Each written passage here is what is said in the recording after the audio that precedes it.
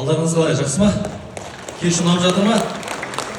Ой бәрекелді, бауырларымыз қандай талантты, Ал енді бүгінгі кешке қош келдіңіздер. Осындай өнерлі талантты бауырларымызды қолдап жүргендеріңізге көптен көп рахмет. Алла нұр жаусын, өнерлілер биіктерді бағындыра берсін. Тек қана Қазақстанды емес, әлемді бағындыратын мықты азаматтар болып, әндері аспанда қалықтай берсін дейміз. Ал енді келесі кезекте сіздердің құрметтеріңізге тамаша ән орындап берейін. Тағдырдың тайғақ жолында сүрінсең де, құласаң да, жығылсаң да, әрине сүйіп тұратын, арқаңнан демейтін ол халық. Халқым деп жүрген қаншама азаматтар бар. Әрине араларыңызда да отыр, оған сенімдімін. Сондықтан да тамыр тереңде жатқан, терең ой салатын тамаша халқым деп қанат қақтым мен деген әнді орындап берейін. Мұрат Пұшатайұлының сөзіне жазылған Нұрлыбек Аманов досымның әні «Халқым деп қанат қақтым мен». Қабыл алыңыздар.